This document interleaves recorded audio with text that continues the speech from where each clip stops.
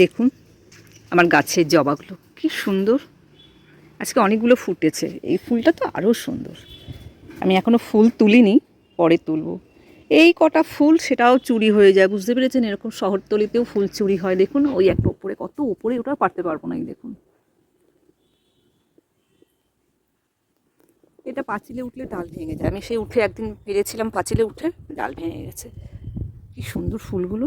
এই ছোট ছোট ফুলও চুরি করে ভোরবেলা। আমি একটু দেরিতে তুলি, আমার ফুল তুলতে তুলতে প্রায় 7টা সাড়ে 7টা বেজে যায়।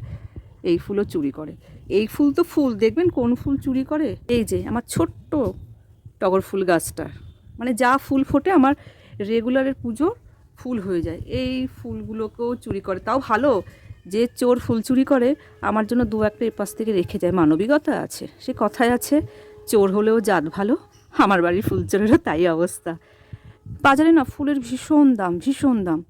আগে তবু 20 টাকায় 2-4টে দিত, এখন তো আবার 25 টাকার নিচে দেয় না। তাও বেলপাতা একটা দুটো পোকা, এটা ওটা। আমি বেল গাছও লাগাবো, গায়ে লাগছে ভীষণ ফুল কিনতে গেলে পরে। দেখুন এই গাছটা এখনও হাত পড়েনি। আজকে মনে হয় চোরের আসতে দেরি হয়ে গেছে, বা আমি আগে উঠেছি, জানি না। ফুল চুরি করতে ভুলে গেছে কী করে। এই সামান্য ফুলগুলোকেও চুরি করে নিয়ে যায়। আমার খারাপ লাগে, আমার জবা ফুলগুলোকে চুরি করে। মানে এত কষ্ট করে আমার এক বান্ধবীর বাপের বাড়ি থেকে নিয়ে আসা হয়েছিল, অনেক অনেক বছর আগের। আমার খুব এক ক্লোজ ফ্রেন্ড, তার বাপের বাড়ি থেকে। এটা সোদপুরের গাছ।